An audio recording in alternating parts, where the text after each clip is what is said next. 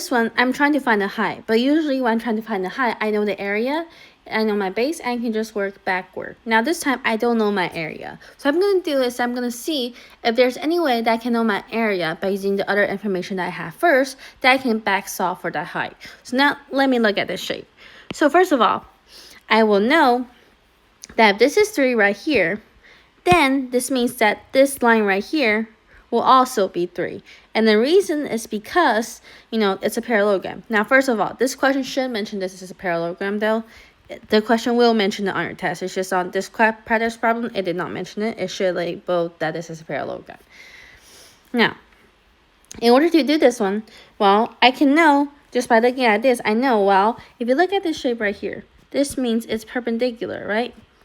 So this, or make a right angle. This means if it's perpendicular to one of your base right here, or your side here, then this means this is actually the height, and this is actually going to be the base, okay? So this means all I can know is that, well, to figure out my area of this part right here, I can just do 3 times 4, and this means my shape, my area of my shape right here is going to be actually just going to be 12.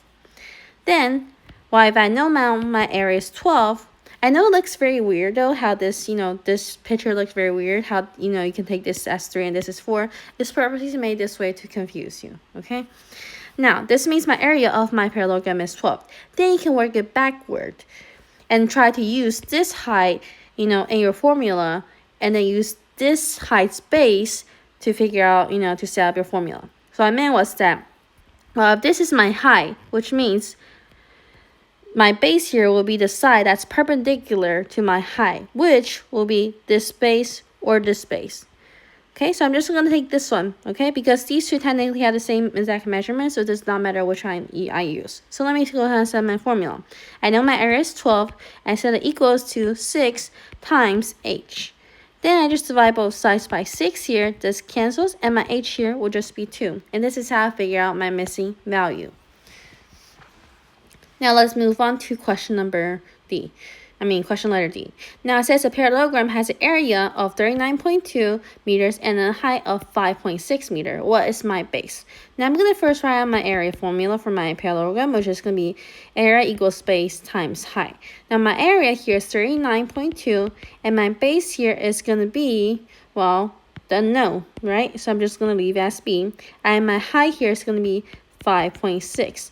Then to figure out my B here, I will divide both sides by 5.6. This cancels. I'll just put in the calculator what's 39.2 divided by 5.6. This will give me my answer here as 7. Moving on to the last question we have, it says a trapezoid has a base length of 12 and 20, area of, 80, and what is the height? Now let me first write out my formula. Area of my trapezoid is 1/2 times my base 1 plus base 2 times by my height. And let me fill out everything that I have. I know my area here is 80 equals 1/2. My base 1 plus base 2 is 12 plus 20. Those are my two bases. And I times it by my height.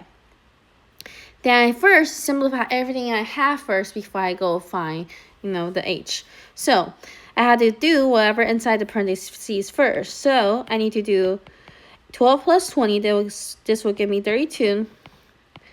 Equals h, then I multiply them two out, 32 divided by 2, or 32 times by 1/2. This right here will give me 16, h equals 80. My last step here, I will just divide both sides by 16, and my h here will be the value of 5. This means my height has to be 5 when all of these is going to be true. And that's going to be the end of this video. Please let me know if you have any questions.